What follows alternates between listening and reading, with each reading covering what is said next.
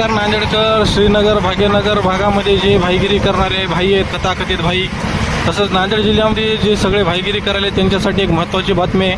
आपल्या नांदेड जिल्ह्यामध्ये आपल्या नांदेडचे दबंग अविनाश कुमार जे SP आहेत नांदेड जिल्ह्याचे, त्यांनी कोम्बिंग ऑपरेशन सगळ्या नांदेडनं राबवलेलं आहे आणि त्या माध्यमातून आतापर्यंत गेल्या 8 ते 15 दिवसामध्ये 160 ते 170 जणांवर कारवाई झालेली आहे. त्यामध्ये जे स्वतःला भाई म्हणून घेत होते, खंजरच्या फोटो टाक, खंजर घेऊन सोबत फिरणारे, गावठी पिस्टल बाळगणारे, कोणी गरिबाला त्रास देणारे, अशा सगळ्या भाईंची हेकडी काढलेली आहे या 8 दिवसामध्ये.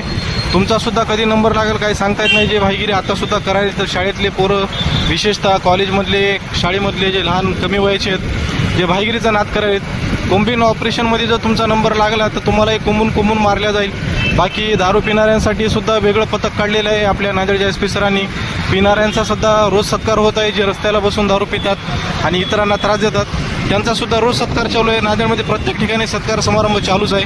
त्याच्यामुळे नांदेडमध्ये विनाकारण दारू पिऊन भाईगिरी करणारे आणि गरिबांना त्रास देणारे अशा भाई लोकांना आता जरा सांभाळून राहण्याचंच आहे.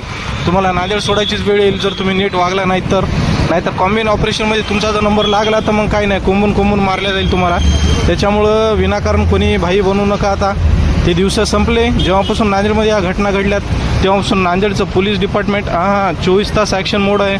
सकाळ संध्याकाळ केव्हाही बघा तुम्हाला रोडला पोलिस दिसतील. आता इकड्या माझ्या भावांना सांगणं आहे, जे भाईगिरीच्या नादी जात आहेत की कोणी त्या लाईनमध्ये पडू नका. काही आयुष्य ठेवलं नाही.